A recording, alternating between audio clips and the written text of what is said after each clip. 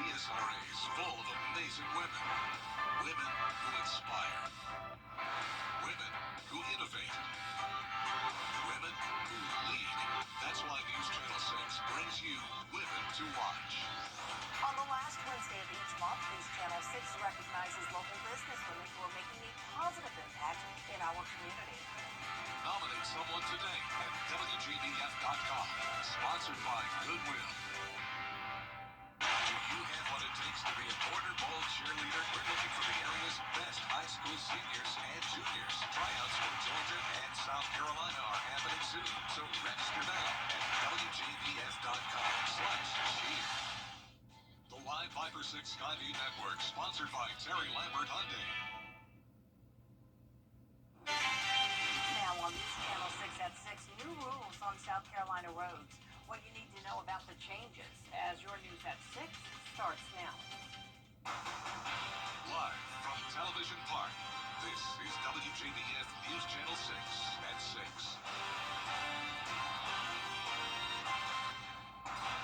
Good evening, everyone, and thank you for joining us on this Labor Day. I'm Jenny Montgomery. Coverage you can count on begins with the new hands-free law in South Carolina. Starting today, drivers cannot touch their phones at all while driving. Kim Vickers explains. The new hands-free law means that while you're operating a vehicle, you cannot use a mobile device to read, write, or send text or emails, watch videos, play games, or engage in video calls. You can still make hands-free calls and use navigation. Distracted drivers are driving blind. They aren't even looking at the road. Therefore, anything that happened within 1, 2, 3, 5 seconds, you could be off the road, hit another car, hit a tree. It's horrible. Some drivers agree it's necessary. I think it's a good thing. People need to be focused more on the road, stay out of the phone. It's going to save lives, and it could be your own or it could be someone else's. Others have mixed feelings. The texting piece I can understand, right? Because you don't need to be texting and taking your eyes off the road. But then also, if you have it in there, if you're like answering a call or something like that, or even if you're at a stoplight, and you're answering a call, I don't see what the issue is. Many wonder if hands-free laws are enforceable. Unless you're going to look at everybody that's driving down the street, which I know in some states they do have cameras now that catch you doing illegal acts and then send you a ticket. And are we going to get to that point? I think that they should also enforce it even more. See a lot of times, you can pull up beside someone, they're on the phone, they're doing makeup. Teresa Ivy agrees with the need for the law, but she worries it gives law enforcement another reason to pull people over. I'm making sure that they understand if they should get pulled over, just comply with the officer. Because my thing is, I just taught my boys I just want you to make it home. There will be a 6-month grace period so drivers can get used to the hands-free law. Starting in February, it will be a $100 fine for a first offense. A second offense within 3 years will cost drivers $200 and points on their license. In North Augusta, Kim Vickers, WJBF News Channel 6. SCDNR performing safety checks for boats on state waterways this weekend.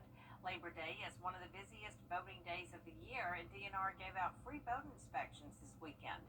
Agents say the goal is to help prevent problems before they happen.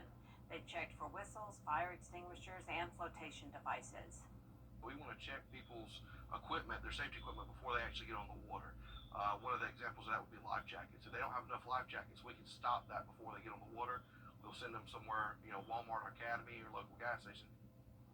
Game wardens will be out past sunset, making sure boaters have their navigation lights on. Chief Meteorologist Jenna Petracci joins us now for a check of the weather. Jenna? Well, it's looking great out there on this Labor Day. You can see on Live Vapor 6 that there's not a drop of rain nearby, but we do have some scattered showers and storms around the Tennessee Valley and then off the coast. We're going to keep it dry and mostly clear tonight, though. Here's a look at our Terry Lambert Hyundai Skyview cam in Swainsboro. Just a beautiful day, and temperatures are actually a little bit cooler than they were yesterday by 3 degrees in Augusta. That's putting us at 81 here in town. Aiken's only at 79, 80 in Thompson, 83 in Millen. Wrightsville, you're checking in at 83 tonight, and Edgefield's also at 79. Relative humidity is very low, around 40%. We have all this dry air coming in place thanks to a northeast wind. A little breezy out there today, 10 miles per hour in Augusta, 14 in Aiken. Those are the sustained winds. The gusts aren't a big issue today, but we are seeing occasional gusts up to around 20 miles per hour. So for the rest of your Labor Day evening, we're going to be down into the upper 70s. 70s in Augusta by 7 p.m., then upper 60s as early as 10 p.m. And looking ahead, you can see it's going to be a cool start to our Tuesday, 59 degrees in the morning. We are warming up, though, during the afternoons, eventually to 89 on Thursday with a slight chance of rain. And eventually, maybe we could hit 90 again. I'll have a look at your next 10 days coming up. Back to you, Jenny. All right, Jenna, thank you. Some people in Aiken spent Labor Day pushing for change. They're part of a nationwide effort called Workers Over Billionaires.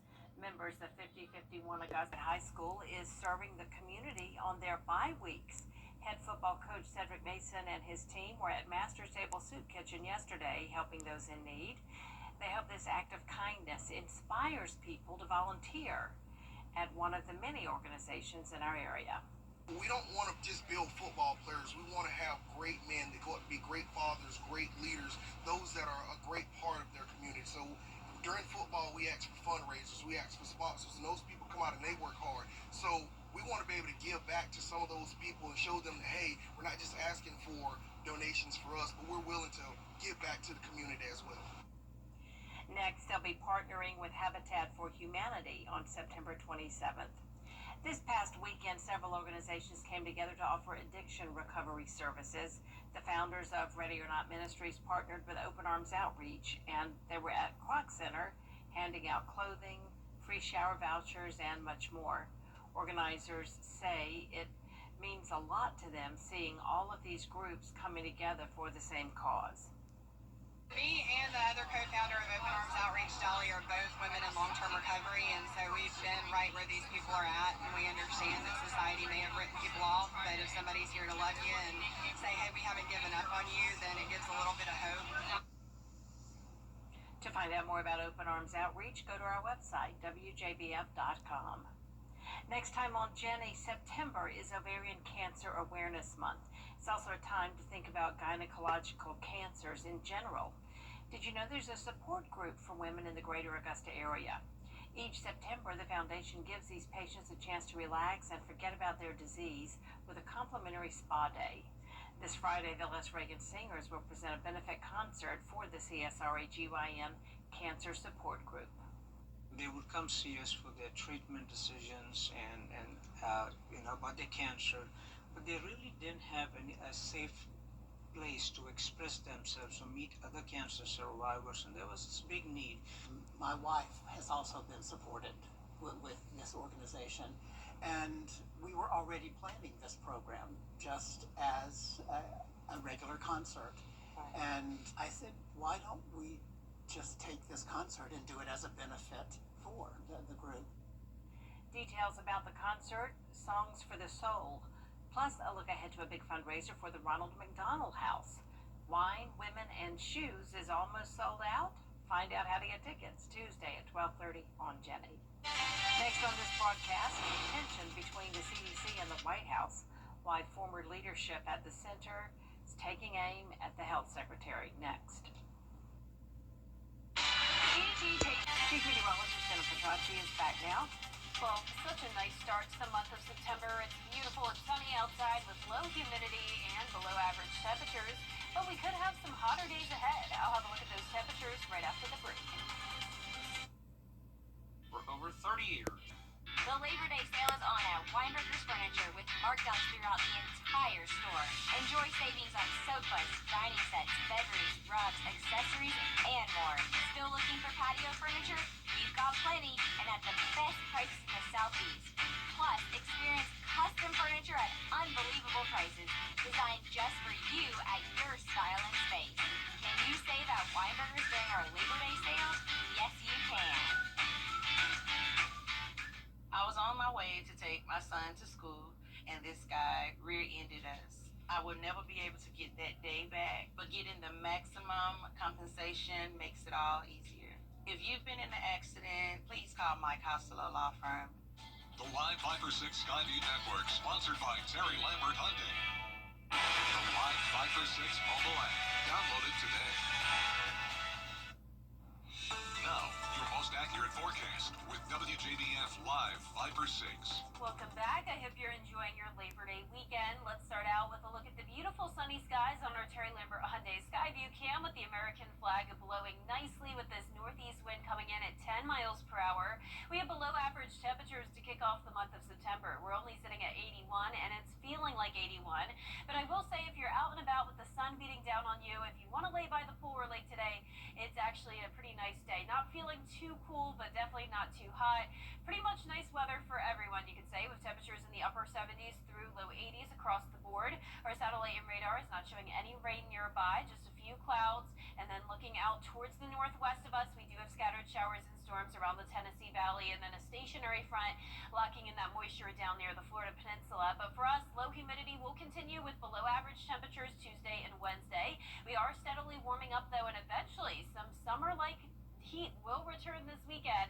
93 on Friday, 94 by Saturday. So if you want another taste of that summer-like air, those are the days to be out and about. Maybe go by the pool then, because you can see humidity will also be on the rise. So it will be a pretty hot and humid this weekend. Dew points up to 68 on Friday.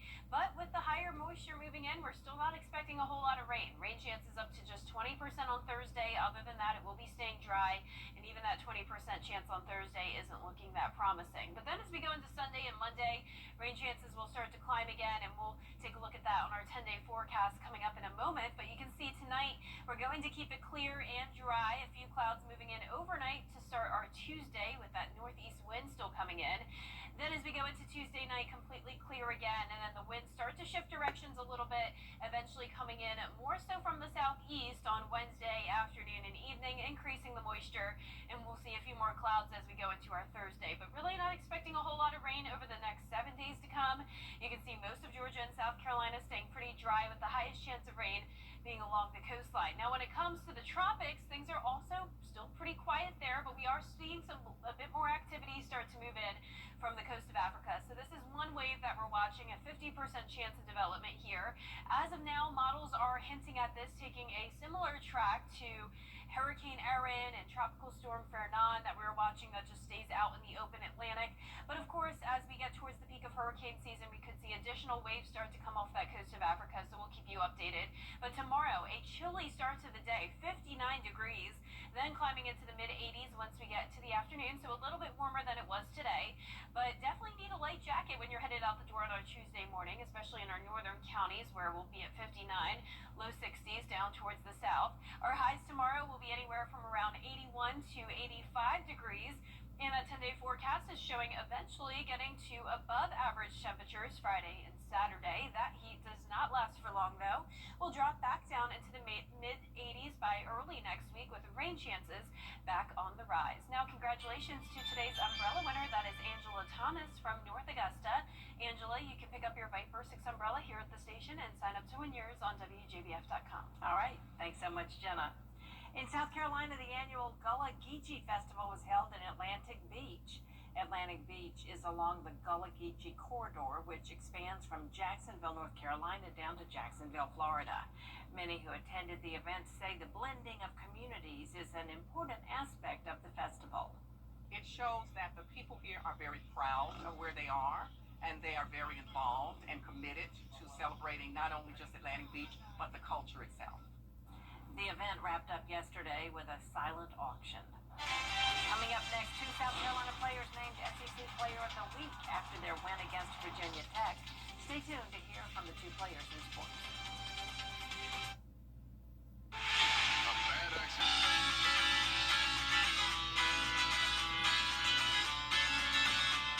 Follow News Channel 6 on Instagram. Here's a final check of our 10-day forecast. Warming up slowly this week, mid-80s tomorrow, mostly sunny and dry. Eventually low 90s Friday and Saturday. Temperatures warming up in the mornings as well, upper 60s eventually. Then a slight chance of rain Thursday, and then late over the weekend and into early next week. Watching NFL games will be more expensive and possibly more confusing. Fans now need 6 different streaming services to catch every single game. Amazon Prime, Peacock, Netflix, and now Fox Sports 1. That's on top of regular cable or satellite.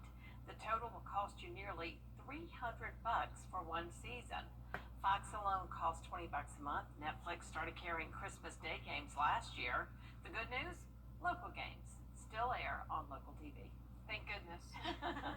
That's our report from everybody. News Channel 6 continues at 7 o'clock right after World News Tonight. We'll see you again for News Channel 6 at 11. Good night.